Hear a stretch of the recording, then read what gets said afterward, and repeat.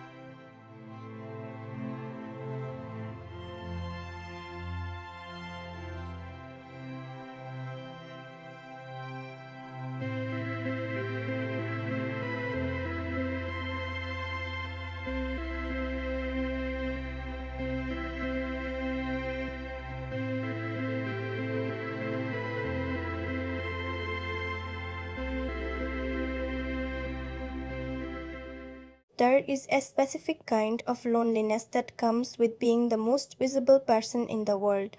Not the loneliness of being unseen, but the loneliness of being seen so completely, so relentlessly, that the private self begins to dissolve beneath the weight of the public one. Imagine standing in front of a stadium of thousands, every light pointed directly at you, and realizing that not one of those lights is looking at who you actually are. They are looking at what you represent. They are looking at the symbol. And you, the person inside the symbol, are slowly disappearing. That is the feeling Iron Man 2 opens with. Before a single villain appears, before a single punch is thrown, before any of the spectacle arrives, this film places you inside a very particular emotional frequency. And what struck me most, even from the very first frame, is that this film is not really about a man in a suit of armor at all. It is about the terrifying gap between who we perform ourselves to be and who we actually are when no one is watching, or worse, when everyone is watching and still no one truly sees us. Let that sit for a moment. Because everything else this film does, every explosion, every quip, every beautifully choreographed fight sequence, radiates outward from that quiet, aching center. Iron Man 2 arrived in May of 2000, directed by Jon Favreau, who had shepherded the first Iron Man to what was then considered a risky and unconventional gamble for Marvel Studios. The first film had worked, not just commercially, but emotionally and culturally, in ways nobody had quite anticipated. Robert Downey Jr. had returned to the center of Hollywood on the back of a performance that felt less like acting and more like revelation. And so the sequel carried an unusual kind of expectation, not just the question of whether it could match what came before, but whether it could deepen it, whether it had anything further to say. And here is the thing about this film. It absolutely does. It just says it in ways that were for yes either missed entirely or deliberately undervalued by critics who wanted something simpler. This is a film with genuine emotional architecture beneath its metallic surface, and the more time I have spent with it, the more convinced I am that it deserves far more serious attention than it typically receives. The film stars Robert Downey Jr., returning as Tony Stark, the billionaire genius weapons manufacturer turned armored superhero who, at the end of the first film, stood before a press conference and announced to the world, with a smile that contained equal parts joy and defiance, that he was Iron Man. That moment of declaration of choosing to be known forms the gravitational center around which Iron Man 2 orbits. Because this film asks, immediately and with genuine urgency, what happens after the declaration?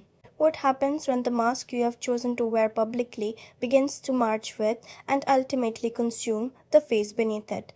Alongside Downey, the film features Gwyneth Paltrow as Pepper Potts, now elevated to a new role that the film handles with more care than it sometimes receives credit for.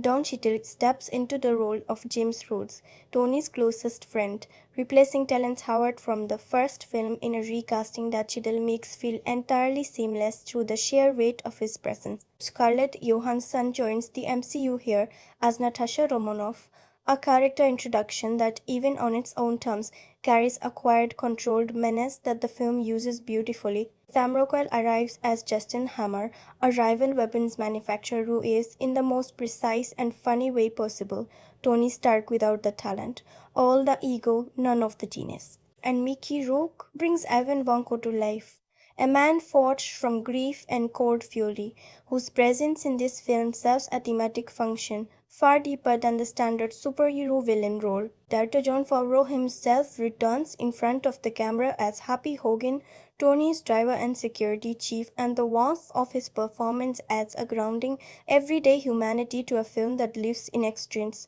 Samuel L. Jackson depends his presence as Nick Fury, and the great John Slattery appears as a younger Howard Stark in archival footage sequences that carry more emotional resonance than almost anything else in the film. In terms of genre, Iron Man 2 operates in that rich middle territory between blockbuster spectacle and character study, a space that the best superhero films of this era were just beginning to genuinely claim. It is an action film, yes. It is a superhero sequel, certainly. But at its beating heart, it is a film about inheritance, about fathers and sons, about the legacy we receive from those who came before us, and the weight of deciding what to do with it, whether to carry it forward, to reject it, or to transform it into something new. Think about what that means for a film that features Tony Stark discovering that the very thing keeping him alive is slowly poisoning him.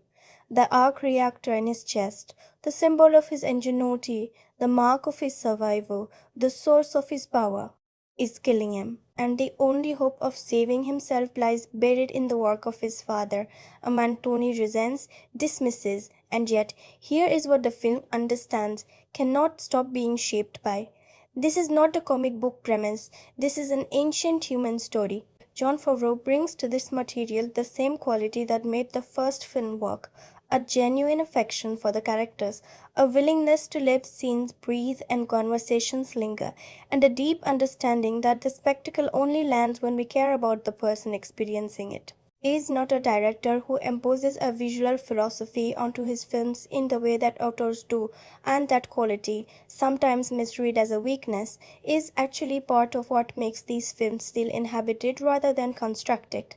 His direction here is warm, confident, and occasionally genuinely elegant. He trusts Downey, he trusts the ensemble, and that trust creates a space in which the film's stranger, more melancholy ideas can actually develop. The screenplay was written by Justin Theroux, working from the foundational story architecture that Favreau developed, and it is a script that does something interesting. It attempts to weave genuine thematic seriousness into the fabric of a film that is also expected to be enormously entertaining. This is a difficult balance to strike, and while the script does not always maintain perfect equilibrium, there are moments where the entertainment imperatives push back hard against the more reflective ones. The ambition of what Theroux is attempting is evident in nearly every scene. The best scenes in this film are genuinely great scenes, and that is not something you can say about every superhero sequel. When I first sat with this film, I expected something lighter than what I found. The first Iron Man had set a certain kind of expectation, a film that moved with wit and energy and confidence, that felt fresh and vital, but that also had a fairly clean emotional and narrative arc. Tony Stark starts as one kind of man and ends as another. The journey is direct even when it is spectacular. I expected the sequel to follow a similar trajectory. I expected a film that would essentially do what so many sequels do: go bigger, go louder, give you more of what you already loved, and send you home satisfied. What I did not expect was a film that would essentially decide from its very first frames to sit with grief and ego and mortality in a way that I found genuinely surprising. The film opens with Ivan Vanko in Russia, watching Tony Stark's press conference on a small television screen, in a room that speaks of deprivation and bitterness. His father, Anton Vanko, once a colleague of Howard Stark, is dying, and as Anton dies, Ivan inherits not just grief but a purpose. What struck me in this opening, sitting with it for the first time, was how immediately Favreau establishes a kind of tonal seriousness that I had not fully anticipated. This is not a cold open designed to amuse or excite, it is designed to ache. The weight of it, a son watching a dying father in a country that has taken everything from him, while a man from the family he holds responsible for his suffering celebrates on a global stage, carries a genuine moral complexity. And then the film cuts to Tony Stark arriving at the Stark Expo, and the contrast is almost violently sharp. The scale, the light, the music, the performance energy, all of it is turned to maximum.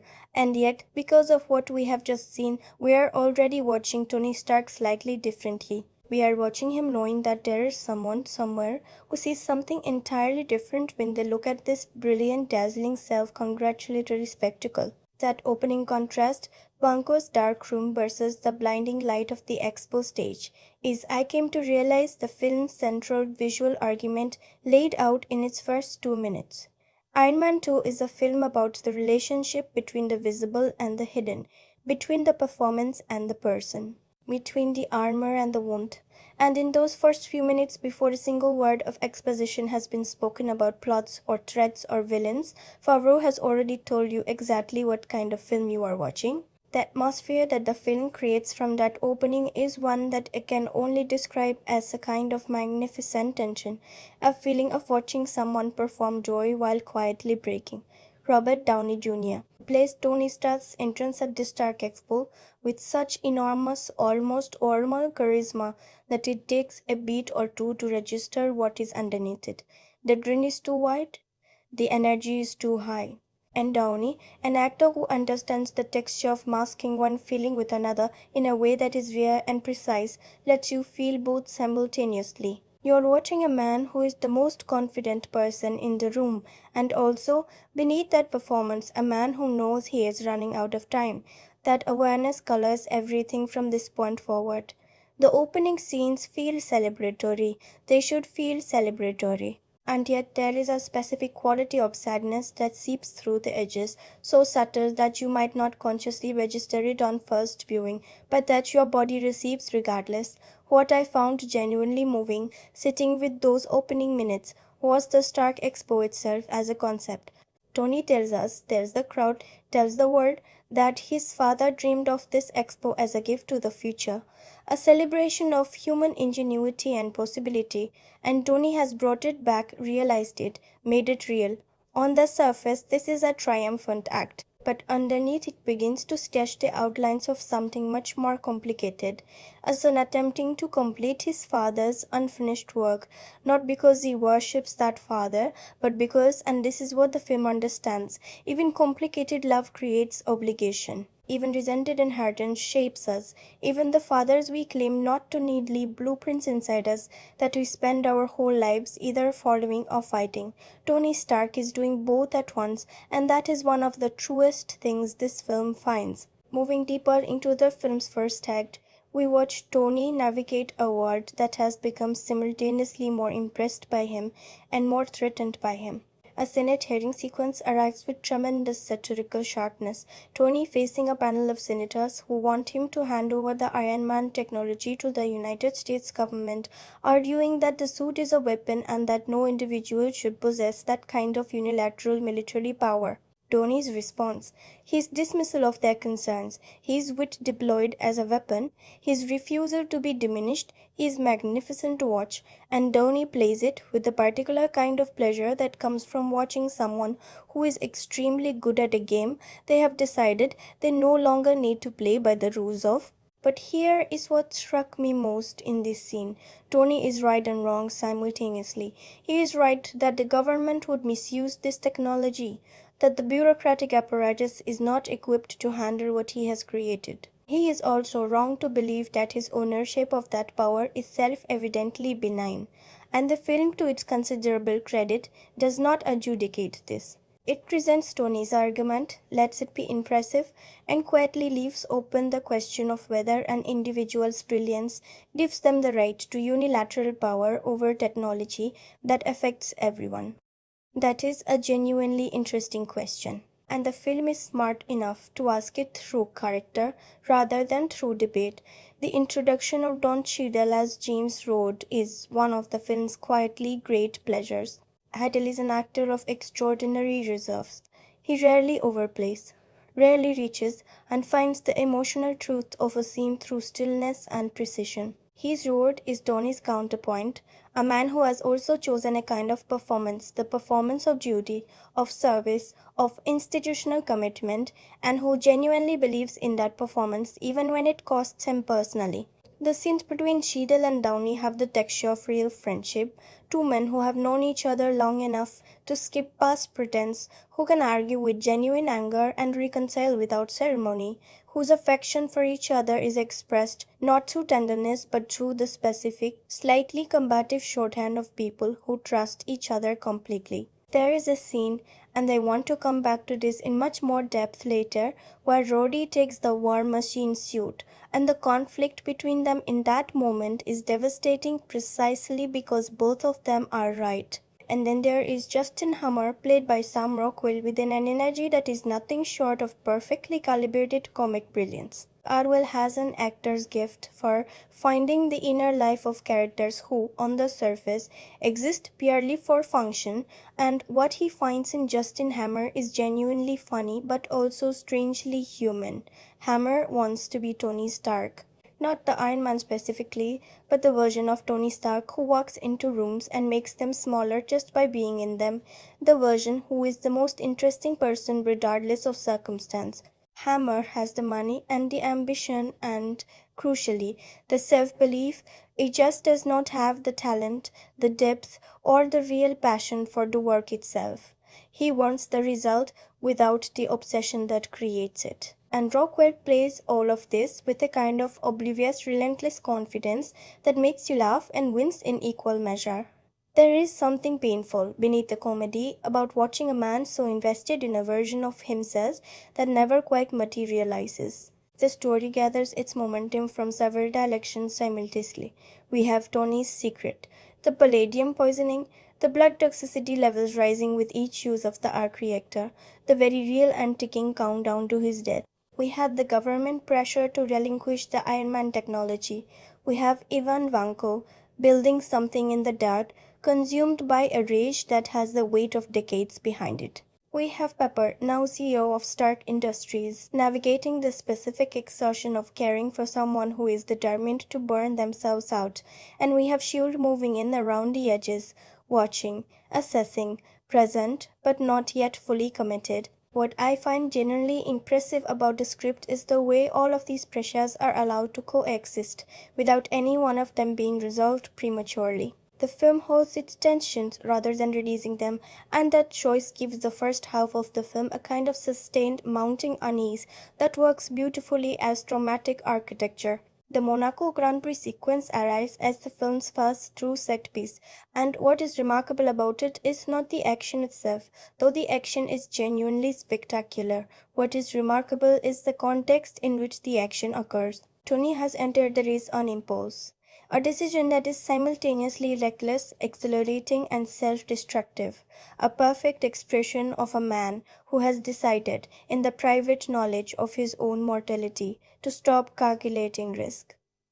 Why not race at Monaco? Why not do the thing because it can be done? And then even Vanko walks onto the track with arc reactor powered whips, and everything changes. The fight is visceral and strange and slightly terrifying in the best way. Watching an Iron Man without the full suit, vulnerable in ways we have not seen him be before, is genuinely alarming, and Mickey Rourke's Vanko in this sequence is extraordinary. He walks through the wreckage with a calm, almost meditative focus that is far more frightening than rage would be. He is not angry in this moment. He is certain, and certainty in a villain is always more threatening than passion. What struck me most in the aftermath of Monaco was not the action, but the conversation, the scene where Tony visits a captured Vanko in prison. And here's where the film shifts into a register I find particularly interesting. Vanko tells Tony something true, that Tony built a weapon that can be replicated, that the myth of Tony Stark, the idea that only he could create this, is exactly that, a myth. And that by placing himself at the center of that myth, by making the technology inseparable from his identity, Tony has not protected the world from his invention. He has simply claimed ownership of the danger. This is a genuinely sharp observation. Banco is a villain, yes, his methods are violent, his purpose is revenge, but his insight is accurate, and the film allows that accuracy to stand without diffusing it. Tony deflects, as Tony always deflects, with wit and performance, but Vanko's words remain, and I find them among the most interesting things any character says in the film. Moving forward from Monaco, the film begins to compress its pressures into a single, sustained arc of personal crisis. Tony's toxicity levels are critical. He is, by any rational measure, a man running out of time. And what does a man who is running out of time do? If he is Tony Stark, he celebrates, he throws a party, he puts on the suit. He becomes, in a deeply uncomfortable sequence, something genuinely unpleasant to witness. A man using power performatively because the internal situation has become unbearable. The birthday party sequence is one of the film's most divisive scenes, and I want to explore it more carefully later. But on first encounter, what it felt like was this: the sound of someone screaming dressed up as the sound of someone singing. The chaos was too big, the smile too fixed, the whole performance of excess too desperate. I found it hard to watch. I think that was precisely the intention. And through all of this, the film maintains its quiet power. Vanko somewhere in the dark, building. Hammer, in his conferences and presentations, performing competence he does not possess. And Tony Stark, the man who declared himself to the world, slowly disappearing inside the declaration. What this film is doing in these middle passages is something genuinely careful. It is mapping the distance between the person we perform in public and the person we are in private. And it is asking, gently, insistently, what happens when that distance becomes unbridgeable? What happens when the performance is so total, so long sustained, that we no longer have access to what it was covering? What happens when the armor is not just metaphorical but literal, when the thing that was built to protect us begins to become us? Here is what I keep returning to as I sit with this section of the film: the arrival of Nick Fury. Because this scene, Tony in a diner, sick and confused and stripped of the performance for a moment, is one of the most quietly important scenes in the entire MCU. Fury sits down across from Tony and does something no one else in Tony's life has been doing. He tells him the truth. Not the comfortable version, not the managed version, the actual truth. About his father, about what is possible and what is required. And Samuel L. Jackson in this scene has an authority that transcends the SHIELD mythology. He feels like a man who has survived enough to no longer need to be impressed by anyone, and whose care for Tony Stark is expressed not through warmth but through honesty. It is one of the film's most effective character scenes, and it pivots the story from a spiral of self-destruction into something with direction and purpose. The revelation about Howard Stark, delivered through archival footage, through John Slattery's remarkable performance in those brief scenes, is the emotional hinge of the entire film. Tony discovers that his father, the man he has spent his life dismissing as cold and driven and indifferent, had in fact left him something. Not an apology, not explicit love, something more interesting and more complicated, a blueprint, a solution, a message coded into the architecture of the original Stark Espo model, waiting for someone with the intelligence to read it. And what Tony feels in that discovery, I want to sit with this for a while in a later section, is not triumph, it is grief. It is the specific grief of understanding someone too late, of finding the warmth that was there all along only after you have spent years building your identity around its absence. This is the story of Iron Man 2. Not the action, though the action is tremendous. Not the spectacle, though the spectacle is genuinely impressive. The story is this: a man who has been performing himself so thoroughly that he has lost access to the version of himself that existed before the performance, who is dying from the very thing that makes him powerful, who is surrounded by people who need him to be what he performs, and who discovers in the most unexpected place the answer to the question he did not know he was asking. The question being, who made me? And what did they leave inside me that I have been carrying without knowing it? And here is where the film shifts completely into the territory of genuine transformation. Not the external kind, where a character defeats a villain and the world is saved. The internal kind, which is always the more interesting and the more costly. Tony Stark must decide what to do with the inheritance his father left him. Must decide whether he is the man the world performs at the Stark Expo, or whether he is something more private, more honest, more vulnerable than that. And the arc reactor, that glowing thing in his chest, simultaneously his survival and his poison, becomes in this context one of cinema's more quietly resonant metaphors. The thing that keeps you alive can also be the thing that kills you. And sometimes the only way to survive is to find something new to power yourself on. And that idea of finding something new to power yourself on brings us to the question of craft. Because a thing can have all the thematic ambition in the world, and if the people making it cannot inhabit it fully, the ambition becomes theory. It becomes intellectual scaffolding without a building inside it. What this film achieves at its best is something rarer. It finds actors who understand the emotional frequencies of their characters so completely that even the smallest moments carry genuine weight. And at the absolute center of that achievement is Robert Downey Jr., delivering what I genuinely believe to be one of the most underappreciated performances in the entire history of the MCU. What makes Downey's work here so extraordinary is not the wit, though the wit is extraordinary. It is the cost. Every joke Tony Stark tells in this film has a bill attached to it.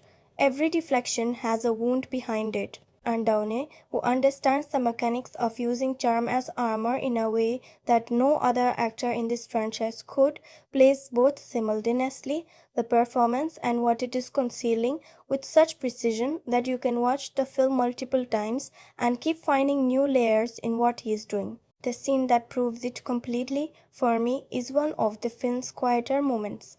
Tony alone in his workshop, watching old footage of his father. The mask is entirely off.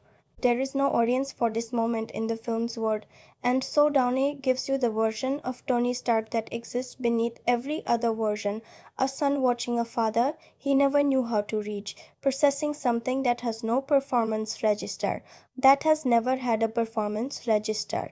It lasts perhaps 2 minutes, and in those 2 minutes, Downey earns every single thing the film is trying to say about fathers and sons and the inheritance of emotional distance. Don Cheadle does something in this film that I think deserves more celebration than it typically receives. He steps into a role that was previously held by another actor with no preparation time. The story goes that he was given only a few hours to accept the part and did not even know the full arc his character would undergo. And he makes it feel not just seamless but inevitable. His root is a man of deep institutional loyalty who is also quietly running out of patience. The key to Cheadle's performance is that he never plays Rhodes as a foil or a counterpoint. He plays him as a fully formed human being who genuinely loves Tony Stark and is genuinely exhausted by him simultaneously. The house fight between Tony and Rhodey is one of the film's finest dramatic sequences, and what makes it work is not the physical spectacle, but the emotional reality that Cheadle and Downey bring to it. Two people who have known and loved each other for years at the limit of what they can ask of each other. Cheadle plays his side of it with a controlled fury that is far more devastating than anger would be. He does not want to fight Tony. He feels he has no other choice. And the weight of that distinction in his jaw, in his eyes, in the stillness beneath the movement is what great acting looks like. Sam Rockwell deserves a paragraph entirely to himself. What he does with Justin Hammer is something that could have easily collapsed into pure comic relief, a one-note parody of toxic masculine ambition, but Rockwell finds something genuinely interesting underneath the comedy. Hammer is a man who has built an entire identity around being impressive and who has perhaps never, not once in his adult life, interrogated whether that identity has any foundation. Rockwell plays the obliviousness with such commitment and such precise comic timing that the character becomes, in its way, a kind of tragedy dressed as a farce. There is a scene where Hammer is presenting his weapon systems to a military audience, strutting across a stage with the body language of someone who has practiced this moment in private 1,000 times, and Rockwell makes it simultaneously hilarious and desperately sad. This is a man who has worked so hard to be something that he has never stopped to ask whether it is worth being. Mickey Rourke brings Ivan Vanko to life with a stillness that is genuinely unsettling. What Rourke chose to find in this character, researching Russian prison culture, visiting Butyrka prison in Moscow, insisting on half his dialogue being in Russian, adding tattoos and gold teeth and the detail of the cockatoo at his own expense, is a man with the gravity of lived suffering. Vanko is not loud, he is not theatrical, he moves through the film like a geological force, slow, massive, inevitable. And in his scenes with Rockwell, there is a dynamic that the film uses brilliantly. Hammer, all performance and no substance, trying to manage a man who has no interesting performance whatsoever, who operates entirely in the register of intent. The comedy of that dynamic is real, but so is the danger. Gwyneth Paltrow gives Pepper Potts a kind of exhausted grace in this film that I find genuinely moving.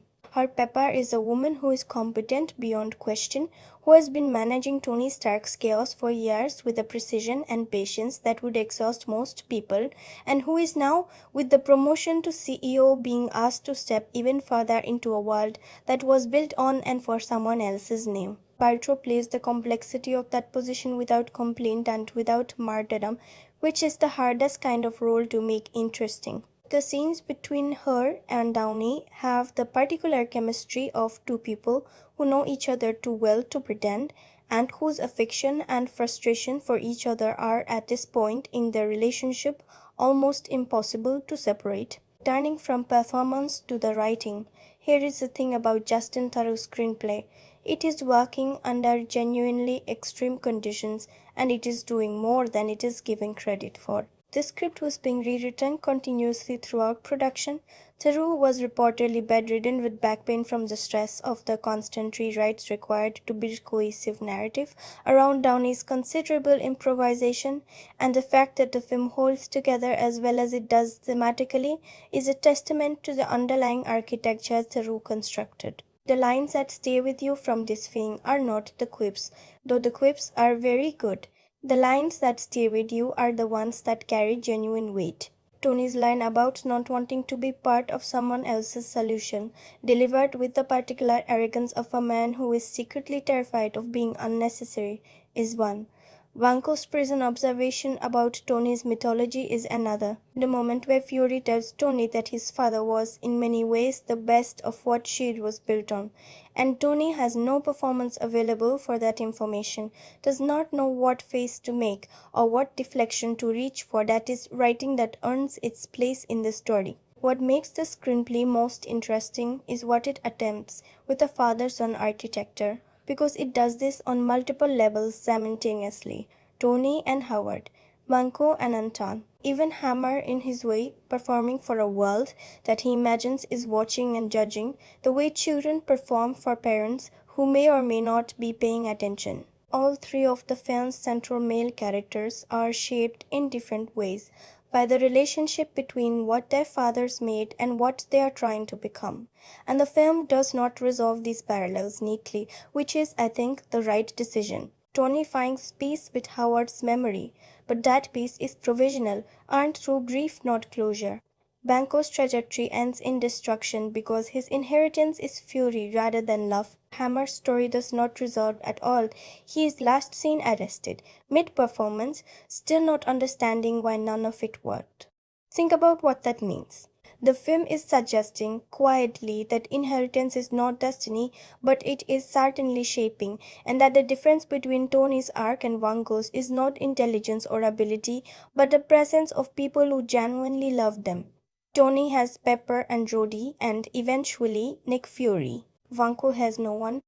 That asymmetry is not accidental. Moving to the visual language, Jon Favreau and cinematographer Matthew Libatique make choices in this film that deserve more analytical attention than they typically receive. Libatique, who made a name for himself with Darren Aronofsky on films like Requiem for a Dream and Black Swan, brings a naturalistic intensity to Iron Man 2 that grounds its more outrageous moments. His approach to lighting Tony Stark's workshop, pools of warm, amber-toned light surrounded by deep shadow, creates an environment that feels like the inside of someone's skull. It is a space of thought and obsession, and Libatek makes it feel genuinely alive and slightly dangerous even in its quiet moments. The shot I keep returning to is a simple one: Tony sitting in the donut, the giant Randy's donut, eating quietly, a man who has been the most visible person in the world for 6 months, hiding inside a piece of junk food architecture at the side of a California road. It is absurd. It is also perfect. The framing makes him look simultaneously ridiculous and deeply alone. And when Nick Fury sits down across from him in that setting, the most powerful clandestine intelligence director in the world, in a tailored coat, in a donut, the scene achieves something that I can only call visual poetry. The contrast tells you everything about both men without a word being spoken. Here is a person who runs from being seen, and here is a person who finds anyone, anywhere. There is also the recurring visual motif of the arc reactor, that blue circle of light in the center of Tony's chest. Favreau frames it throughout the film as a kind of second eye, a glowing wound that cannot be hidden or covered. In quiet scenes in the dark, you can often see only Tony's face and that light. It creates a visual language of interiority, the idea that Tony's core truth, the thing that keeps him alive and is also killing him, is always visible. He cannot hide it. It shines through everything. Turning to the score, Downey composed over 120 minutes of music for this film, an extraordinary volume of material, working with guitarist Tom Morello of Rage Against the Machine to create a sound that blends orchestral scope with rock-driven energy. What Downey brings that the first film's score lacked is genuine emotional range.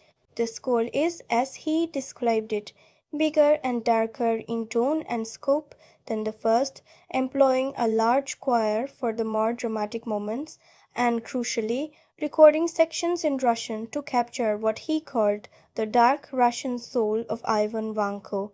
That choice is quietly brilliant. The film's musical world is not uniform. It shifts registers depending on whose emotional experience it is serving. The Vanko themes carry a cold, heavy grandeur. The Tony themes have an anxious, driving pulse.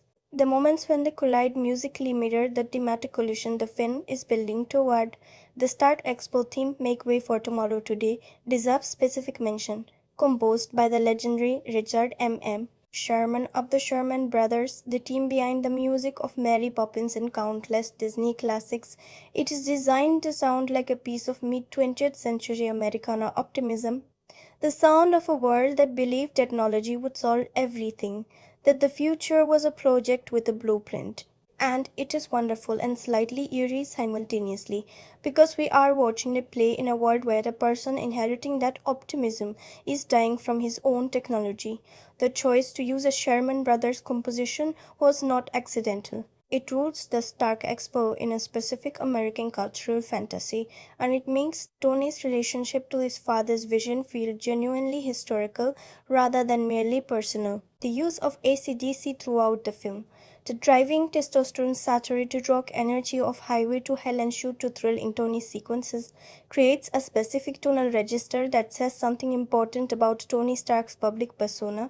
This is the sound he wants the world to associate with him. Loud, hard, technically brilliant, relentless, and the gap between that sound and the score's quieter, more melancholy orchestral moments is the same gap the film keeps mapping between Tony's performance and his interiority. On the craft and construction level, it is worth noting that the shift in this film from the practical suit work of the first Iron Man to primarily computer-generated suits was a significant production decision. ILM created 527 individual shots for the film, and the visual effects team, faced with Favreau's demands for more complex action and greater suit mobility than practical effects could provide, developed what they called football suits for the actors to wear on set, covering the torso and helmet, with digital arms and full suit construction handled entirely in post-production. The result is action sequences that move with a fluidity and physical audacity that the first film's more grounded approach could not have achieved.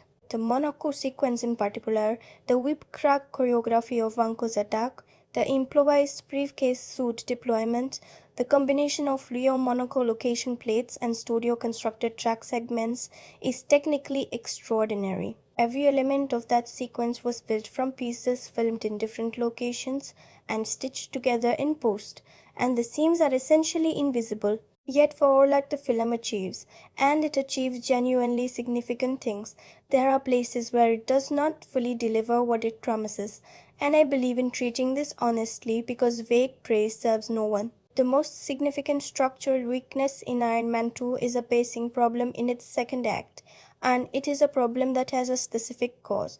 The film is carrying too many obligations simultaneously.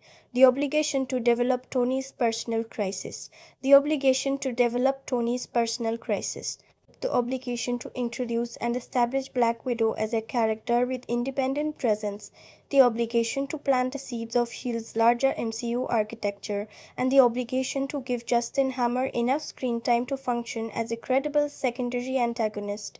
This is a lot, and the film, to be honest, buckled slightly under the weight of it in the stretch between Monaco and the final act. The consequence is that Ivan Vanko, who begins the film with such genuine menace, whose presence scene with Tony is one of the best two-character moments in any Marvel film of this era, recedes in the middle of the story into something that feels almost administrative. He is in Hammer's facility, building his drones, and the film checks in on him periodically to maintain the threat, but the sustained character development of the first act does not continue. He arrives at the finale as a force rather than as a fully formed person, and what Rourke brought to those early scenes, that quiet certain gravity is not fully leveraged in the final confrontation. The film essentially demotes its most interesting villain from character to function in its final third, and that is a real loss. The birthday party sequence is, as I mentioned earlier, one of the film's most contested scenes. I want to be fair about this. The intention of that sequence is completely clear. Tony in freefall, using the armor as a weapon against himself, performing excess because the internal situation has become unbearable. The problem is not the intention, it is the execution. The scene runs slightly too long, dips slightly too far into the register of embarrassment rather than tragedy, and as a result, its emotional effect is discomfort rather than the heartbreak it was reaching for. The Demon in a Bottle storyline from the comics, which was the original inspiration, a genuinely devastating exploration of Tony Stark's alcoholism, was significantly diluted by studio executives who were concerned about how an alcoholic superhero would affect marketing and merchandise sales. And the dilution is visible in the finished film. The sequence gestures towards something very dark and then pulls back, and the result is an in-between register that is genuinely uncomfortable without being genuinely moving. The introduction of Black Widow in this film is also a legitimate criticism, and one that Scarlett Johansson herself has publicly made. Natasha Romanoff's entrance into the MCU is handled with a kind of hypersexualization that is the most dated aspect of the film, shot in a way that prioritizes appearance over presence in her first act, reduced at times to a collection of poses rather than a person. What makes this frustrating is that Johansson has the talent, the intelligence, and the physical capability to make this character extraordinary, as she would go on to demonstrate in later films, and the early scenes here do not make full use of what she brings. The hallway fight sequence, where she dispatches an entire room of armed guards with a terrifying economy of motion, is a genuine glimpse of what the character could be. But it arrives almost as a corrective, as though the film suddenly remembered that Natasha Romanoff is not a decoration but a professional. That inconsistency is a genuine wound in the film's handling of its only significant female addition to the cast. There is also, I think, a slight hollowness in the final battle, the Stark Expo confrontation, Iron Man and War Machine against the drones and the newly suited Vanko, that comes from the film having spent so much of its energy on the internal and the personal. The external action of the climax is spectacular and well constructed, but does not carry the same emotional resonance as the film's better, quieter scenes. The very best superhero finales feel like the inevitable conclusion of everything the film has been building emotionally.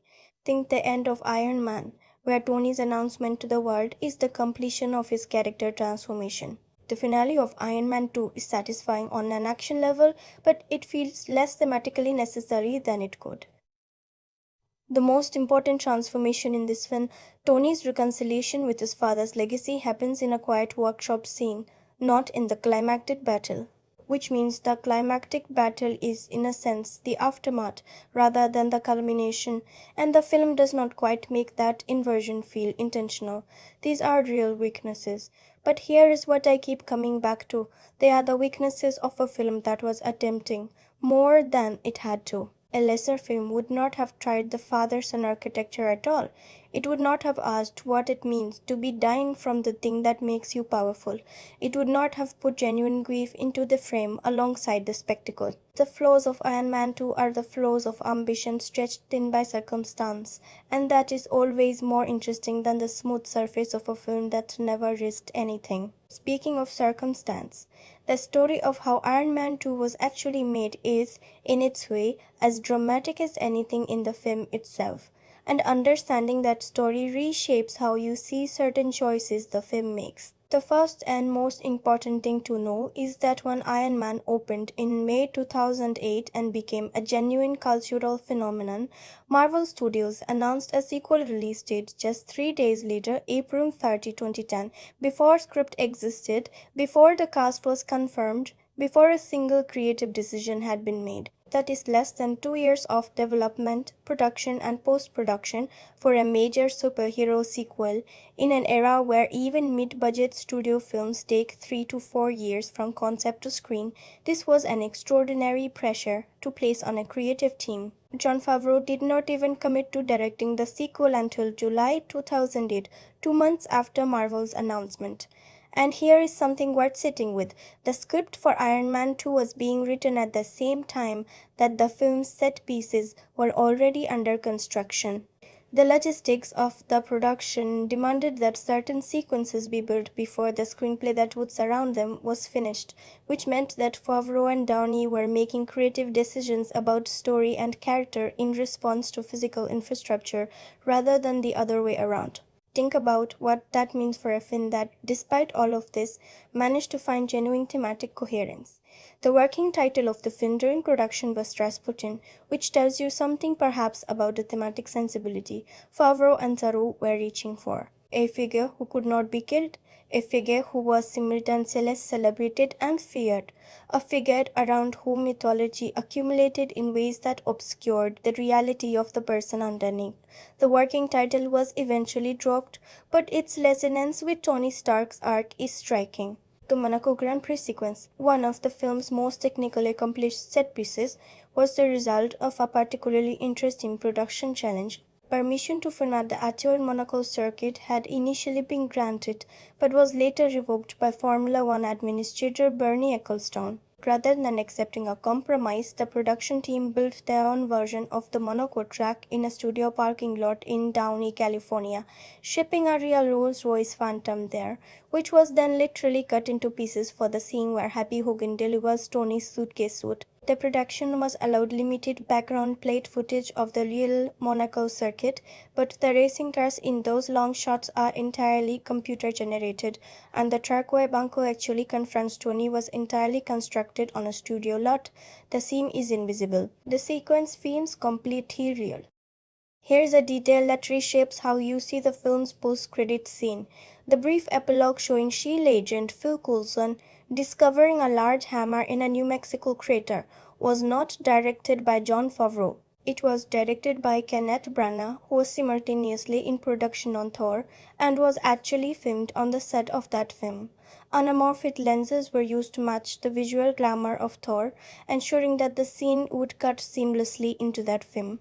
Iron Man 2 was being used in this sequence as a delivery system for another film's beginning, and the fact that this was happening in real time while Iron Man 2 was still being made gives you a sense of the extraordinary complexity of the MCU's foundational architecture. Mickey Rourke's preparation for Ivan Vanko is the kind of actor's commitment that makes you both admire and slightly worry.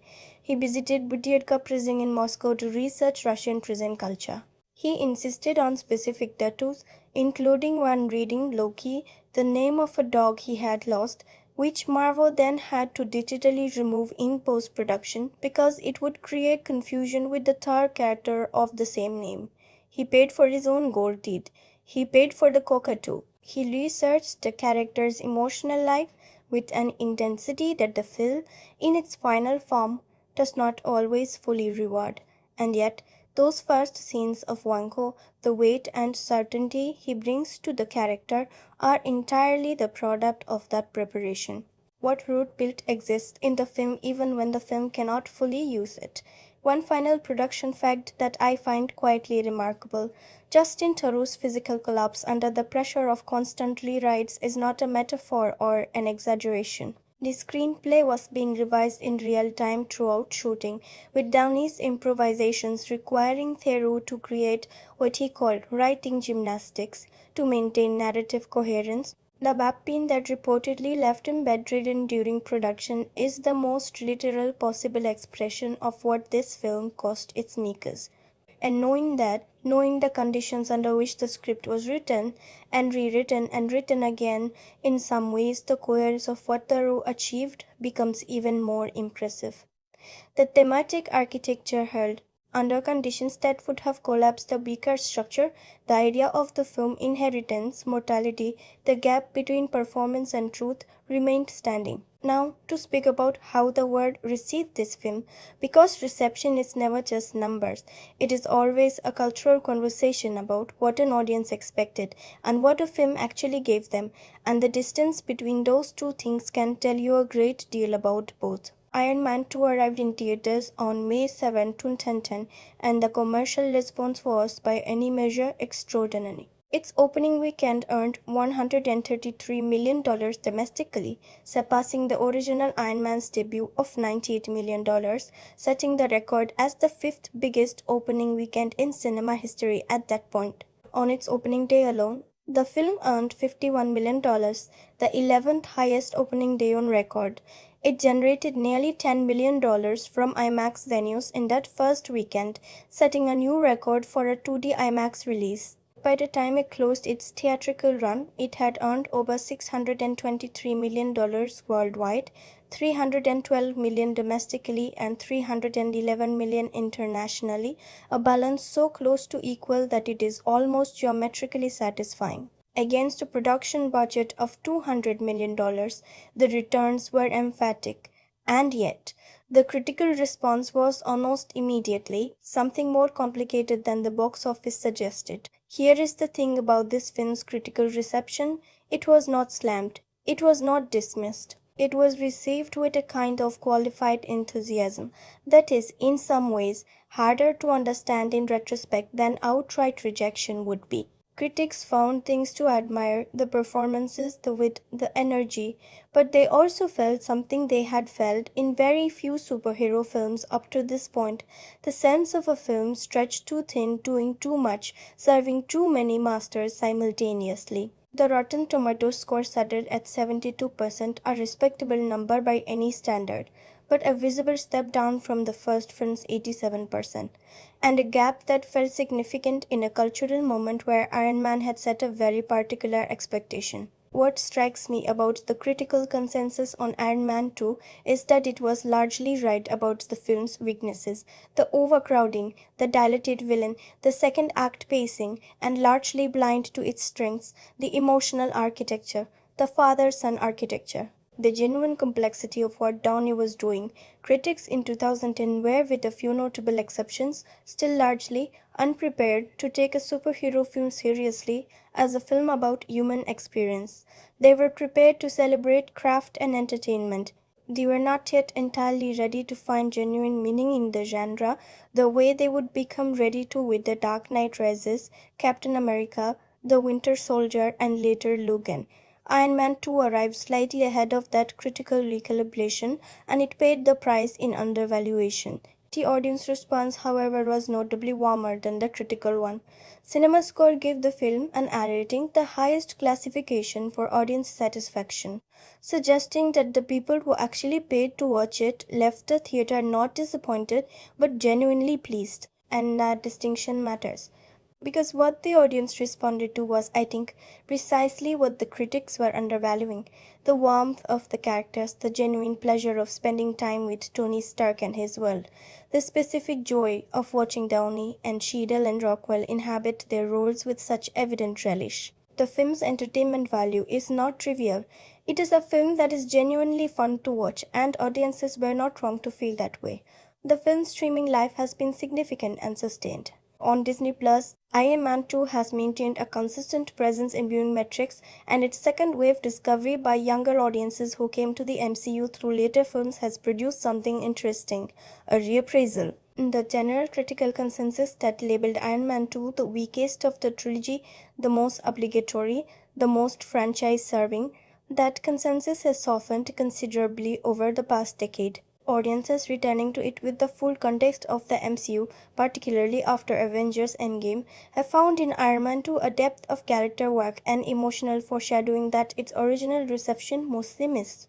The film's themes of legacy, of the father-son relationship, of what Tony Stark is trying to prove and why, these things resonate differently, more richly, when you have watched Tony Stark become a father himself and then sacrifice himself for the world he helped build. On the award front, Iron Man 2 was not a major contender, though it received a Technical Academy Award nomination for Best Visual Effects, an acknowledgement of the extraordinary CG work that went into building the film's visual world. What it deserved that it did not receive, I would argue, is more attention for Downey's performance specifically. The kind of emotional precision and technical complexity he brings to this role, playing charm over grief, over fear, over genuine love, all simultaneously, all with apparent effortlessness, is exactly the kind of acting that the Academy has historically struggled to honor when it arrives in genre packaging. The fact that a performance this carefully constructed and this genuinely moving went largely unremarked in awards conversation is, I think, one of the minor injustices of that particular film season. Which brings us to where this film stands within the larger story it inhabits. And here I think is where the most important argument for Iron Man 2's value needs to be made. Because the MCU conversation about this film has for too long been framed in terms of what it fails to do as a standalone film rather than what it accomplishes as a chapter in a larger work. And when you examine it through the second lens, the picture changes considerably. Iron Man 2 occupies the fifth position in the Marvel Cinematic Universe's release chronology, and it serves a function that no other film in the early MCU could have served as effectively. It deepens the character who is, at this point, the franchise's only proven commercial and creative success. Tony Stark, coming out of the first film, is established, but he is not fully known. The first Iron Man tells you what Tony Stark becomes: a hero who chooses to be responsible for his power. Iron Man 2 tells you what Tony Stark is made of: the unresolved grief, the complicated inheritance, the specific shape of his loneliness, and in doing that, it creates the emotional foundation on which everything that follows can build. Consider what the MCU would lose without this film. Without Iron Man 2, Tony Stark's relationship with his father, which becomes the emotional spine of Avengers Endgame, has no established history. The moment in Endgame where Tony travels back in time and actually meets a young Howard Stark and finally says the things that needed saying, and finds the warmth and love that was always there beneath the emotional distance, that moment achieves the extraordinary power it does only because Iron Man 2 has built the wound it is healing. Without Iron Man 2, that endgame scene is context-free. With Iron Man 2, it is devastating. The later film's emotional impact is entirely dependent on the earlier film's emotional architecture. Think about what that means for how we evaluate a film in the context of a franchise. Iron Man 2 also introduces James Root as War Machine, a character who will go on to have a presence across multiple MCU films and whose relationship with Tony forms one of the franchise's most grounded and emotionally honest male friendships. It brings Natasha Romanoff into the MCU fold, setting the stage for her role in the Avengers and a trajectory that would eventually lead to her own film. It deepens the Shield mythology through Nick Fury's most substantive early appearance and plants the Thor foreshadowing through the post-credits sequence that transitions directly into Kenneth Branagh's film. In doing all of this, Iron Man 2 performs a function that is structurally unprecedented in cinema. It is a chapter of a story, written and filmed as a film, that has to work both as a standalone experience and as load-bearing narrative architecture for an interconnected universe of stories that had never been attempted before on this scale. Does it deepen what came before? Yes. The first film's arc of personal responsibility is given context and complication by the second film's exploration of what responsibility costs a person who has not yet resolved their internal conflicts. Does it repeat what came before? In places, yes. The villain in a suit finale structure recurs, and the Senate confrontation echoes earlier scenes of Tony resisting institutional authority. But repetition in the service of deepening is a different thing from repetition in the service of comfort. And Iron Man 2's repetitions, where they exist, are in service of pushing Tony Stark somewhere the first film could not take him. What it adds to the larger conversation is this. It introduces the idea that the MCU would be a universe of consequences, not just victories. Tony Stark cannot simply be Iron Man and move forward. His past, his father's legacy, his mortality, his ego, all come back to complicate the declaration he made at the end of the first film. And that introduction of consequence of genuine ongoing human struggle that does not resolve cleanly is what gives the MCU its best moments, their emotional weight. Iron Man 2 is where that depth was first genuinely attempted. Now let me step back from the structural and ask what this film is actually saying, because films speak not just through their plots but through their deepest commitments, the ideas they return to, the questions they cannot stop asking, the human experiences they are genuinely trying to illuminate. And here is what Iron Man 2 is really saying. At its most fundamental level, this film is about the relationship between identity and performance, about the distance between who we are and who we convince the world we are, and more specifically, about what happens when those two things begin to collapse together. Tony Stark has performed Iron Man so thoroughly for so long at such enormous public scale that he no longer has full access to the version of himself that exists independent of that performance. The armor has become inseparable from the man, and the film's central dramatic and emotional question, will Tony survive, is not primarily a physical question. Though the palladium poisoning makes it literal, it is a psychological and spiritual question. Can Tony find himself beneath the performance? Can he access the Tony Stark who exists when no one is watching? Can he be honest about what he's feeling before the feeling kills him? Cinema rarely tries what this film attempts in its treatment of that question. Not in the context of a superhero film, certainly, because the genre has a built-in tendency toward external resolution. Problems are solved by defeating the person causing them. The arc ends when the villain is stopped. Iron Man 2 knows that this is not how the most important problems in a human life actually work. The most important problems are internal. The most important battles are with yourself, and it structures its villain, Vanko, not as the primary challenge, but as a reflection of the primary challenge. Vanko is what Tony could become if he let his wounded history harden into pure grievance. He is the alternative ending to a story about a brilliant damaged man whose father left complicated things inside him. Here is what this film understands about fathers and sons, that the most powerful inheritance is emotional, not financial or intellectual. Howard Stark leaves Tony technology, yes. He leaves Tony a path forward, coded into the Expo model, waiting to be discovered. But more profoundly than any of that, he leaves Tony the emotional shape of his own absence. The way he was when he was there, driven, brilliant, obsessed, slightly cold, not quite present, becomes the template against which Tony measures himself. And Tony, having grown up inside that absence, built Iron Man as a declaration of self-sufficiency. I do not need anything from you. I do not need anything from anyone. I am enough. I am Iron Man. But what Iron Man 2 understands with genuine depth and quiet precision is that self-sufficiency built in reaction to need is not freedom. It is a different kind of bondage. Tony's performance of not needing is itself a form of need, the need to prove that the absence did not wound him. And the arc reactor glowing in his chest, simultaneously sustaining him and poisoning him, is one of cinema's more perfectly constructed metaphors for this dynamic. The wound that sustains you, the inherited thing that keeps you alive and slowly kills you. What you do with that inheritance, whether you find a new element, a new way of being powered, a way to honor what was given without being destroyed by it, is what the film's emotional journey is about. The symbol of the arc reactor extends further. There is a recurring circular motif throughout the film.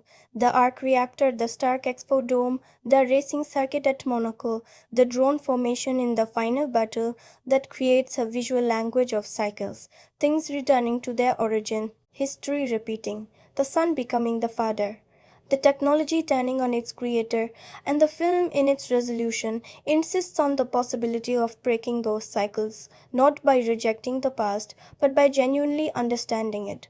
Tony does not disown Howard. He mourns him, honors him, and uses what he left as a gift rather than a wound. The cycle does not have to repeat, but only if you look at it clearly enough to understand what it actually is. What this film understands about legacy, and this is something I find genuinely moving, is that legacy is rarely what we intend it to be. Howard Stark intended to leave Tony a safer world, a better technology, a cleaner arc reactor. What he actually left was a message about the nature of possibility itself, the idea that the solution to an apparently impossible problem can be found by changing the frame in which the problem is being considered. When Tony discovers the new element, when he literally builds the model his father buried inside the expo layout, what he discovers is not just a chemical solution. He discovers that his father was still teaching him, even in death, even across the specific silence of their estrangement, that the love was there, that the belief was there, that it was always there, coded into the work, waiting for someone patient and brilliant enough to read it. Think about what that means for the experience of watching this film, knowing what comes after it. Every moment of Tony's estrangement from how hard, every dismissed hour, every performance of not needing, every joke that covers a wound is revealed, in retrospect, to be a man who did not know he was loved, who built his entire identity around the belief that he was not valued. And the entire MCU, every film, every friendship, every sacrifice, every moment of genuine heroism, is the consequence of what happens when that man discovers too late and just in time that the love was real. Moving to the cultural conversation this film entered. Because films do not exist in isolation, they exist inside specific moments, and the moment Iron Man 2 arrived in was itself deeply charged with the ideas the film was exploring. Iron Man 2 was released in May 2010, less than 2 years after the global financial crisis had fundamentally reshaped the world's relationship with the idea of billionaire genius exceptionalism. The Senate hearing that opens the film's second movement, where Tony Stark resists the government's attempt to claim his technology, arguing that his individual judgment is superior to institutional oversight, arrives in a political and cultural climate where that kind of argument was carrying real-world weight and real-world consequences. The debate in the film between individual exceptionalism and collective governance was not an abstract debate in 2010, it was the debate. And here is what I find genuinely interesting about the film's handling of that debate. It does not resolve it cleanly. Tony is right that the government would misuse the technology. He is also wrong to believe that his ownership of the danger is self-evidently benign. The film presents both positions, honors both positions, and lets you sit in the discomfort of the fact that both positions can be true simultaneously. In a cultural moment that was loudly demanding simple answers about who was to blame for the world's problems, the government, the banks, the individuals, the systems, Iron Man 2 quietly insisted on complexity, on the idea that brilliant, well-intentioned people can create things that threaten the world they were trying to protect, that the same innovation that saves you can kill you, that self-sufficiency is not always wisdom and institutional oversight is not always safety. There is also the question of surveillance and privacy, of what it means to be the most visible person in the world in an era when visibility was becoming, through social media and 24-hour news cycles, the defining condition of public life. Tony Stark's declaration, "I am Iron Man," was made before the age of social media fully arrived, but Iron Man 2 explores what happens in the aftermath of that declaration in a way that resonates with something that would become enormously relevant over the decade that followed: the erasure of the private self. The impossibility of maintaining authentic interiority when your identity has been made public property, the specific despair of being fully seen and still not known. These are ideas that 2010 audiences were just beginning to encounter in their own lives, and Iron Man 2 was giving them a framework, admittedly a spectacular, armored, exploding framework, for thinking about them. The film's influence on the larger architecture of what superhero cinema would become cannot be overstated, and here the film's legacy is genuinely complicated. On one hand, Iron Man 2 demonstrated that superhero sequels could attempt genuine emotional complexity and still earn extraordinary commercial returns. That was a powerful signal to every studio attempting to build franchise architecture. But it also demonstrated in its weaker elements the risks of overloading a single film with franchise obligation, using it as a delivery system for future film sustenance rather than allowing it to be fully itself. And the MCU would spend the better part of a decade oscillating between those two lessons, sometimes honoring the first, sometimes falling into the trap of the second. Whether Iron Man 2 feels timeless or of its time is a question I have thought about carefully, and my honest answer is both, in different registers. The thematic material, fathers and sons, the weight of inheritance, the gap between performance and truth, is timeless. These are ancient human questions, and the film asks them with genuine feeling. The cultural context, the specific anxieties about exceptionalism, surveillance, and the relationship between individual genius and collective responsibility is very precisely of its 2010 moment, and watching it now, with the full context of the decade that followed, gives those elements a historical richness that contemporary viewers would not have experienced. The film has aged into an interesting artifact of a very specific cultural inflection point, and that I think is its own kind of value. Here is what I keep returning to as I think about what this film meant when it arrived and what it means now. There is a scene, brief, almost easy to miss, where Tony sits alone with the holographic footage of Howard Stark, and Howard says directly into the camera that his greatest creation was his son. And Tony sits with that, does not deflect, does not perform, just sits with it. That moment in a film about the impossibility of sitting with anything too long is devastating in its stillness. And the cultural resonance of that moment, the idea that the thing we most need to hear is often the thing that has been waiting for us all along, in a place we had not thought to look, is something that speaks not just to 2010, but to any moment in which a person is carrying an unresolved inheritance and has not yet found the space to set it down. This film understood something that most blockbusters of its era chose not to, that the most powerful stories are not about what we defeat, but about what we discover, not about the enemy outside, but about the truth inside. And that even when that truth arrives wrapped in spectacle and armor and ACDC and an enormous donut-shaped building, it is still at its core a person trying to understand what their father was trying to tell them. From this moment, we go into full spoilers. If you have not yet seen this film, stop here, go experience it first and come back. Some things deserve to be felt before they are understood. Let us begin with what the film withholds and when it chooses to release it. Because the architecture of revelation in Iron Man 2 is one of its most carefully constructed elements, and understanding the order in which secrets are disclosed tells you a great deal about what the film believes in thematically. The first and most consequential revelation of the film is not dramatic in the theatrical sense. It arrives quietly, in private, almost accidentally.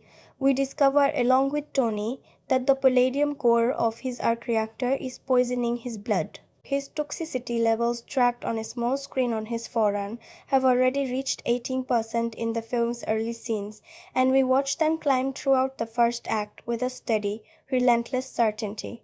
Tony knows. He has known for some time. He has been managing this information in perfect isolation, telling no one, adjusting nothing, continuing the performance of invincibility while counting down privately. And what strikes me about this disclosure is its emotional implication. Tony Stark, the most visible person in the world, is carrying the knowledge of his own death entirely alone, and he has chosen to carry it alone.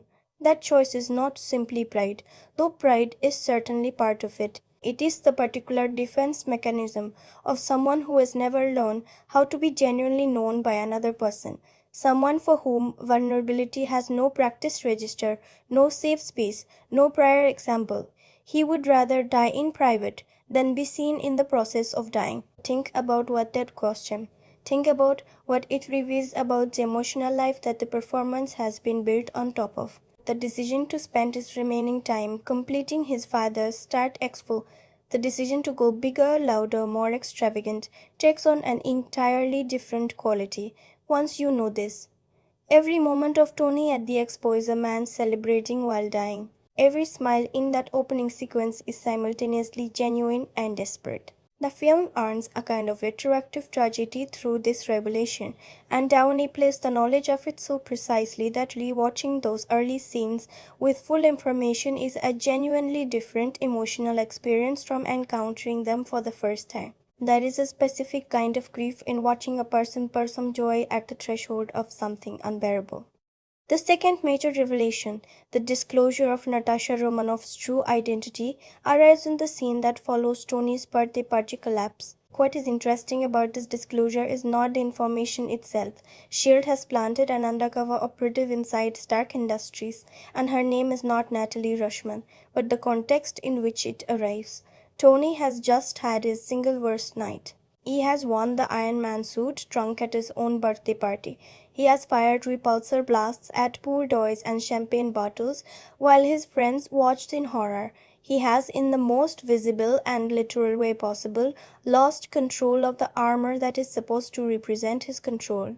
And now, in the aftermath of that humiliation, hungover, disgraced, sitting in a donut, the mask is pulled away not just from Tony, but from someone in Tony's life. Natasha's cover is broken at exactly the moment Tony's cover has been broken. Two people revealing what they actually are. Two performances ending simultaneously. There is a structured poetry in this that I do not think is accidental. And then comes the revelation that reorders everything. The disclosure about Howard Stark. Nick Fury sits across from Tony and tells him something that Tony has not been given access to, that Howard Stark was a founding member of SHIELD, that Howard and Anton Vanko built the arc reactor technology together, and that Howard made the decision to have Anton deported back to the Soviet Union when he attempted to sell the technology. This is the moment the film's modern landscape becomes genuinely complicated, because Howard Stark, the cold, distant, impossible to reach father that Tony has spent his life resenting, made a choice that was correct. He prevented weaponized arc reactor technology from being sold on the open market. The world is safer because of Howard's decision. But the consequence of that correct decision was Anton Vanko's imprisonment. And the consequence of that imprisonment was Ivan Vanko's entire existence as the man Tony is now facing. Correct choices can generate terrible consequences. Protective decisions can wound innocent people. Howard Stark did the right thing and created a wound that crossed generations, found his son, and is now trying to kill him.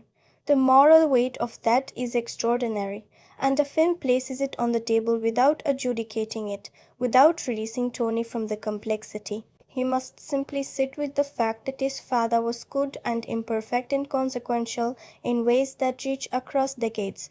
That is what fathers are. The revelation that the solution to Tony's poisoning exists inside his father's work, that Howard coded the molecular diagram of a new element into the architecture of the original 1974 Stark Expo model, is the film's emotional turning point, and I want to linger here because I think it is the most undervalued moment in the film. What happens in this scene is not simply a plot solution.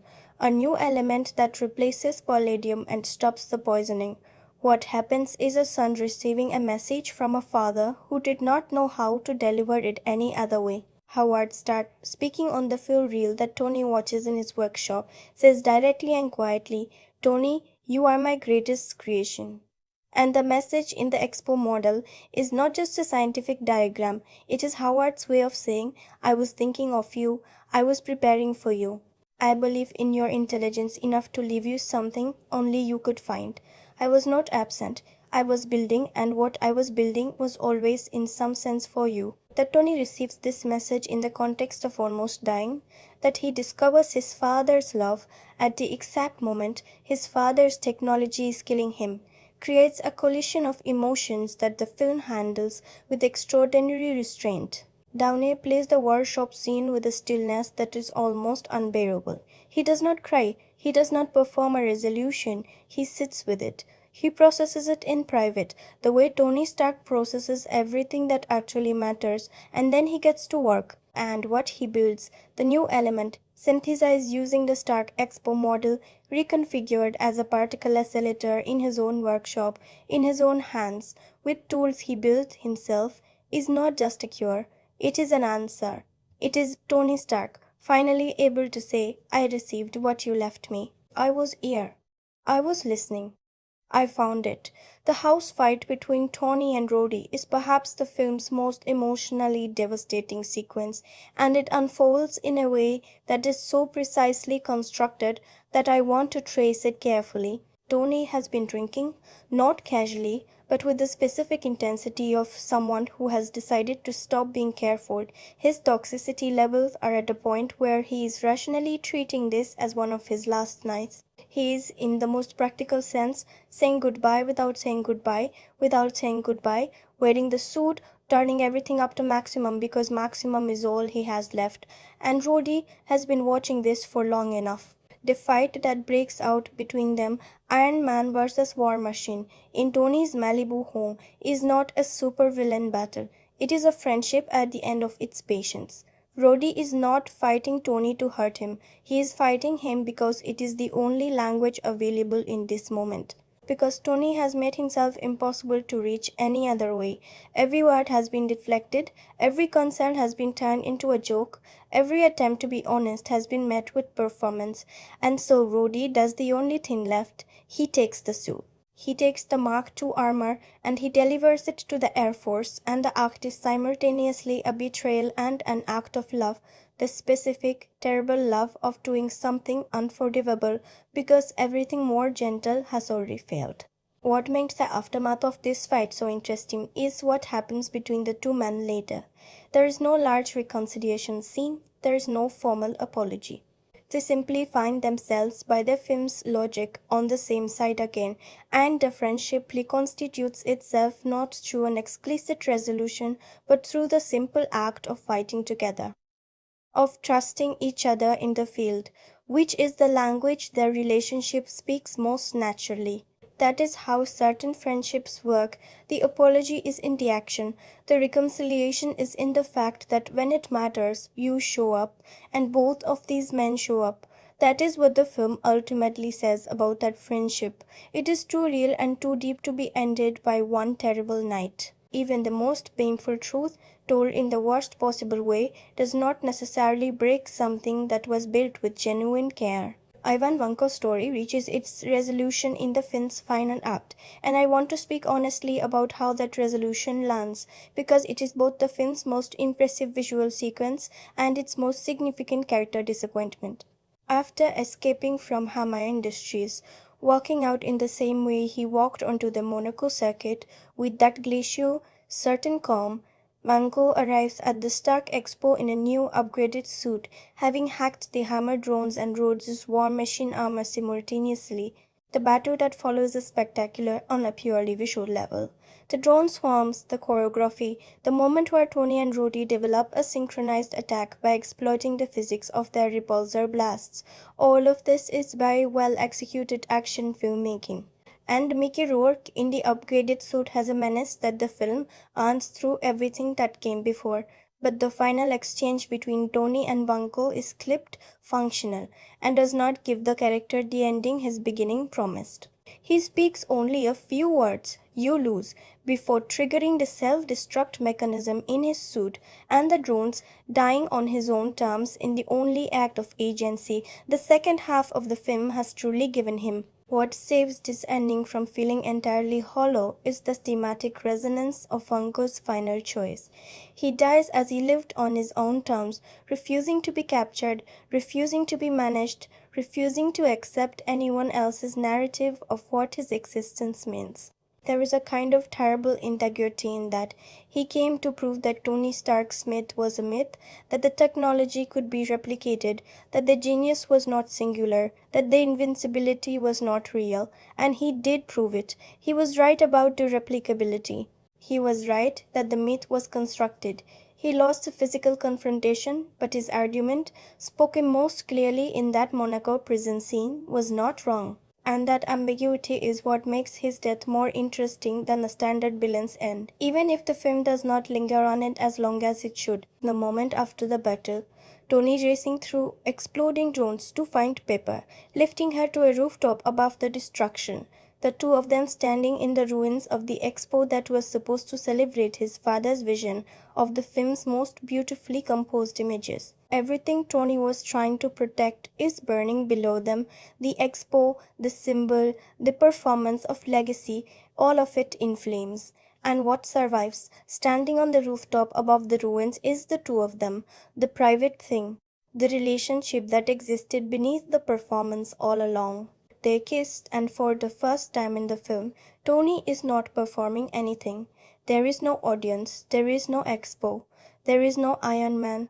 There is just Tony and Pepper and the strange grace of having survived something. What follows, the debrief with Nick Fury, contains another of the film's quiet revelations, delivered with a perfect deadpan that I find deeply right. Fury informs Tony that while Iron Man is a suitable candidate for the Avengers Initiative, Tony Stark personally is not. He is, as Fury delivers it, a consultant at best, too difficult, too ego-driven, too fundamentally resistant to operating within a team. And Tony, rather than being wounded by this, accepts it with a kind of knowing amusement, because he knows Fury is right, and somehow, hearing someone say it, someone who is not pretending otherwise, lands differently than being flattered would. This is the beginning of Tony Stark learning, very slowly and at enormous cost, how to be part of something larger than himself. It takes him several more films, but this is where that education begins. The film's post-credit sequence is the moment Iron Man 2 most explicitly declares its function as a chapter in a larger story. Phil Coulson, who has been a warm, quietly funny presence throughout the film, navigating Tony's magnificently difficult personality with a patience that borders on heroic, has been reassigned to New Mexico. And in the scene that follows the closing credits, we find him at the edge of a large crater in the desert, surrounded by shield vehicles, looking down at something that has fallen from the sky. He speaks into his earpiece, telling Fury that he has found it. And the camera tilts down into the crater to reveal Mjolnir, Thor's hammer, unmistakably and perfectly rendered, resting in the dust of the New Mexico desert. This sequence was, as I noted in our earlier conversation about production, actually directed by Kenneth Branagh on the set of Thor, cut down to a brief scene for use here. And what it accomplishes in 30 seconds is something genuinely impressive. It expands the emotional and imaginative scale of the MCU universe without explanation, without exposition, without demanding that you understand what you are seeing. You see a hammer in a crater. You hear thunder. You feel the arrival of something mythic. And the contrast with everything that came before in Iron Man 2, the corporate suits, the Senate hearings, the technology, the arc reactors, could not be more deliberately sharp. Iron Man's world is a world of human ingenuity and its consequences. Thor's hammer in that crater is the announcement that this universe is larger than human ingenuity, that what is coming is not just a weapons program or a political crisis, but something genuinely other, something from a different register of reality entirely. There is a detail in this post-credit scene that rewards careful attention. Coulson does not seem frightened by what he finds. He does not seem confused or overwhelmed or out of his depth. He seems satisfied, the specific satisfaction of someone who has been looking for something and found it. And that satisfaction tells you something about Sheard's knowledge of what this object is. This was not a chance discovery.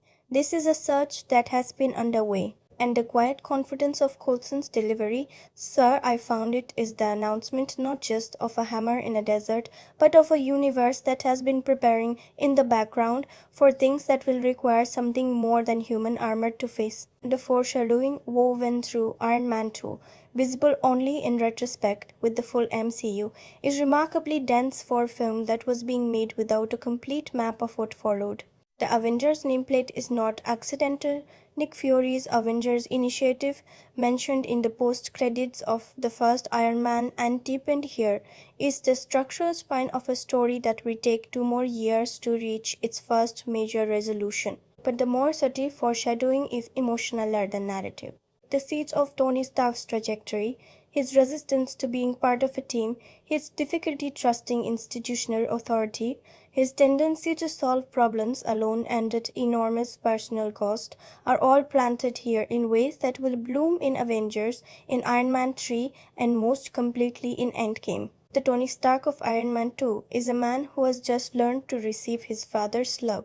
He has a very long way to go before he learns to give it freely, without performance, without cost-benefit calculation, without the armor of irony and distance. That journey will take most of the rest of his life, and Iron Man 2 is where it genuinely starts. What I find most moving about the film's ending, sitting with it now, after years and in the full context of where Tony Stark's story goes, is the image of him on that rooftop with Pepper, the expo burning below, the suit damaged, the performance over. This is the version of Tony Stark that the world never gets to see, the one that exists when the performance has been stripped away not by choice but by necessity. And there is something in that image that anticipates everything that follows. He will build better armor. He will perform again. He will be Iron Man publicly, repeatedly, at greater and greater cost to the private person underneath. But in this moment, he has been forced to be simply himself. And himself, it turns out, is enough, not Iron Man, not the genius, not the weapon, just a man who loves someone, standing above the ruins of the thing he was performing, holding on. One last thing about the film's secrets and what they reveal on second viewing. Throughout the first act, Tony is repeatedly drawn to circular structures, the arc reactor in his chest, the expo dome, the particle accelerator he will eventually build in his workshop. He arranges objects in circles. He thinks in circular patterns. And this predisposition, invisible on first viewing, vivid on second, is the physical language of a mind that already knows, subconsciously, that the solution to his problem is circular, that the answer is not linear, not forward, not new in the conventional sense, but a return. Every day to what his father built, reflected through his own intelligence, completed rather than surpassed. The solution to the poisoning is not an escape from his inheritance, it is the fulfillment of it. And Tony's body has been moving towards circles all along because some part of him always knew this. It is filmmaking of a quietly sophisticated order. That is the kind of detail that does not announce itself, but that rewards the attention of someone who is watching carefully. There is a moment, and I want to step away from analysis entirely now, because analysis is not always the most honest language available. There is a moment in this film that has not left me since I first encountered it, and that I find myself returning to with a frequency that surprised me. It is not a big moment. It is not a fight scene or a set piece or a line of sharp dialogue. It is Tony Stark alone in his workshop in the small hours of the night, watching his father on an old film reel. Howard Stark is speaking to the camera with the particular directness of someone recording something for posterity, rather than for an audience. A slightly stiff, slightly formal quality, the way people speak when they are aware of being recorded and have not yet relaxed into unself-consciousness. And then, mid-sentence, Howard looks directly into the lens and says something that was not in the scripted remarks, something private, honest, quiet, that his greatest creation was his son, that everything else was secondary, and Tony does not react with joy, he does not smile. He sits with it in the specific stillness of someone receiving something they did not know they were starving for and are not sure they know how to hold. The emotion on Downey's face in this moment is not happiness and it is not grief. It is something between them, something that does not have a clean name. The feeling of arriving somewhere after a very long journey and not quite knowing how to stop moving. The feeling of discovering that what you spent years building a defense against was never actually withheld from you, that it was there in a box, in a reel of film, in the architecture of a model sitting in a vault, waiting for you to be ready to receive it. I keep returning to that moment because it changed something in how I understand the film. Before I saw it clearly, I thought Iron Man 2 was a film about a man saving himself from being poisoned. After I saw it clearly, I understood that it is a film about a man saving himself from the much older poison of believing himself unloved. And the palladium toxicity, the art reactor killing him, is merely the physical form of something that has been running in Tony Stark's system for decades. The real cure is not the new element. The real cure is the 3 seconds of film where Howard Stark looks directly into the lens. Everything else is aftermath. Did this film change how I see something? Yes. And I want to be specific about this because easy answers do not serve the question. It changed how I think about the things people leave inside the work they do. Howard Stark could not say to Tony directly what he needed to say. The emotional language was not available to him. Because of his generation, because of his temperament, because of the specific shape of the distance between them that had hardened over years into something neither of them knew how to cross. And so he said it in the work. He built it into the model. He trusted that if his son was who he believed him to be, brilliant enough, curious enough, stubborn enough to keep looking, he would find it. That is not an ideal form of love. It is incomplete and insufficient, and it caused enormous damage along the way. But it is also real, and it is also, in its way, a kind of faith. The faith that the person you could not reach would eventually find the thing you left for them. I think about that in the context of all the things people leave in their work, films included. All the messages buried in the architecture, all the things said obliquely in metaphor, in structure, in the specific arrangement of images that could not be said directly, all the Howards who put the answer in the model and trusted the Tonys to find it. And I think that is why cinema matters to me in the way it does, because it is one of the few human activities in which you can leave someone something that they will not find until they are ready to receive it. The film is always the same. The viewer is always changing, and the gap between those two facts is where meaning lives. Would I return to Iron Man 2? I already have, many times, and each time it has given me something different, something I was not ready for on the previous viewing, but had become ready for in the interval. On first viewing, it gave me spectacle and wit and the pleasure of watching excellent actors work. On second viewing, it gave me the emotional architecture beneath the spectacle. On third viewing, it gave me the father-son symmetry, the triangulation between Tony and Vanko and Hammer as 3 different responses to the same kind of wound. On subsequent viewings, it has given me smaller, quieter things, the circles, the visual motifs, the specific quality of Tony's performance energy in scenes where he is pretending to be fine. A film that rewards multiple encounters is not a simple film, whatever its reputation suggests. What kind of person will carry this film with them? Not everyone.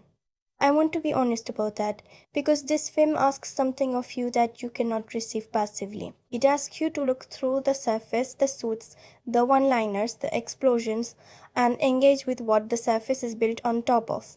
If you come to Iron Man 2 purely for spectacle, you will find spectacle, and you will have a genuinely good time, and you will leave having been entertained. But you will have missed the film. The people who carry this film are the ones who have had their own experience of complicated inheritance, who know what it is to be shaped by someone you could not fully reach, to be powered by something that is also costing you, to perform a version of yourself that is not entirely false, but is not entirely the truth either. Those people will find something in this film that does not have a name but that feels unmistakably like being understood.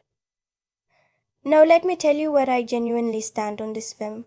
Let me give you the full experience in the most honest terms I have. Iron Man 2 is a film that arrives in the world carrying more than it was designed to carry, more franchise obligation, more sequel expectation, more pressure to be everything simultaneously, and that staggers occasionally under the weight of all it is asked to do. Its second act has real pacing problems. Its villain is not used to his full potential in the back half of the film. The introduction of Black Widow is the film's most dated and least considered element, and the final battle, while spectacular, does not quite carry the emotional weight of the film's best, quieter scenes. These are genuine flaws, they are not invisible, and they are not trivial. But this is what I keep returning to. Against all of that weight, against all those constraints, against the extraordinary pressure of a production timeline that was genuinely reckless, against the franchise obligations and the constant rewrites and the studio interference with the demon in a bottled storyline, against all of that, this film made something real. It found genuine emotional truth in the space between the spectacle. It gave us a performance from Robert Downey Jr. that belongs in a different conversation than the one the film typically receives. It asked in the middle of a superhero blockbuster in the summer of 2010 with $200 million on the line what it means to be dying from the very thing that makes you powerful, what it means to inherit something complicated from someone you could not reach, what it means to perform yourself so thoroughly that you lose access to who you actually are. These are not blockbuster questions. These are human questions, and the fact that they were asked here in this form with this much courage and this much genuine feeling is something I find remarkable. The people who will love this most deeply are the ones who are already disposed to look carefully at things, to sit with a film rather than consume it, to be curious about what is being said beneath what is being shown. Fans of the MCU who have grown up with Tony Stark and know where his story ends will find layers here that were invisible in 2010 and are devastating now. Viewers who come to it outside the franchise context, looking for a standalone experience, may find the MCU setup obligations distracting.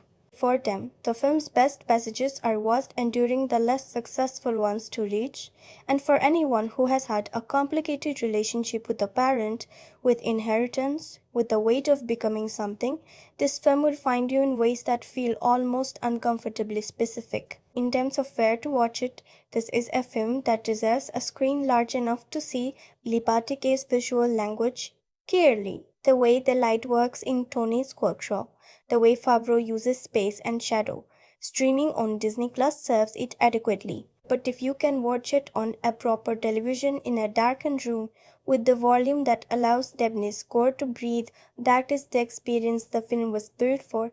It is not a cinema-only film. It is not that fragile or that immersive, but it benefits from being given room. I give Iron Man 2 an 8 out of 10. And here is the sentence that earns that rating.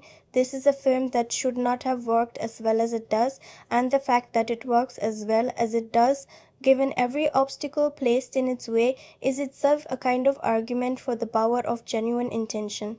An 8 out of 10, not in spite of the flaws, but with full knowledge of them, and full appreciation for what was built around them. Sometimes the most interesting structures are the ones that were built under pressure, by people who cared too much to let the constraints make the decisions. This film was built under pressure, and what survived the pressure is worth watching and worth feeling. There is a line in Tony's response to finding the new element, not spoken but present in the expression on Donnie's face in the moment after the synthesis succeeds, that I think about when I think about this film. It is the expression of someone who has solved the hardest problem of their life, not by being smarter than the problem, but by finally being willing to look at it clearly, by removing the armor long enough to see what was underneath, by receiving what was always there. Cinema at its very best is that expression. The moment when something you did not know you needed reaches you through a screen in the dark and you sit with it and something shifts, quietly and permanently, in how you understand the world. Iron Man 2 gave me that expression. It gave me Tony Stark alone in a workshop discovering that he was loved. And it gave me the stillness of a man who does not know how to receive that knowledge but receives it anyway. That is what great cinema does. Not always loudly, not always in its most celebrated moments. Sometimes in a workshop. Sometimes in the small hours. Sometimes in a film that everyone told you was the least important entry in a franchise that has since become one of the defining artistic architectures of our cultural era. Sometimes the most important thing is exactly where you are told not to look.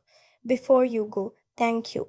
Genuinely, if you stayed this far, if you came with me through every section of this essay and felt even one moment of it, the way I felt it, then this is exactly what the Cineflux is here for.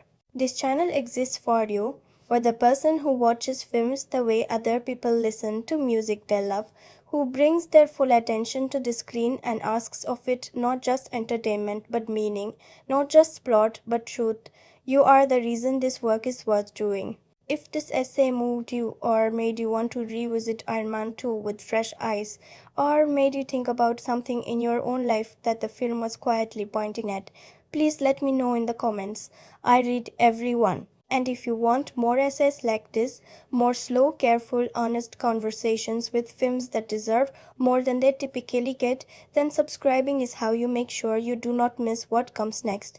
I have a few questions I genuinely want to know your answers to. The first, do you think Iron Man 2 has been undervalued by the critical conversation around the MCU? Or do you think its weakness is genuinely limited to the tier where it has been placed? The second, which moment in this film lands most personally for you? The one that found you somewhere specific and did not let go. And the third, is there a film in the MCU or in any franchise that you feel carries the same kind of buried emotional depth that goes largely unmarked in the mainstream reception? A film doing something quietly extraordinary that most people are looking past?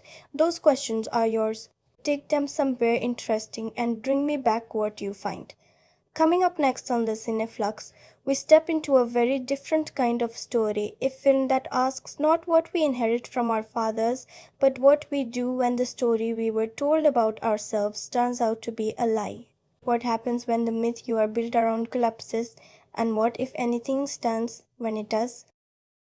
I think you are going to feel that one deeply. Stay close. That is the Cineflux. I will see you in the next one.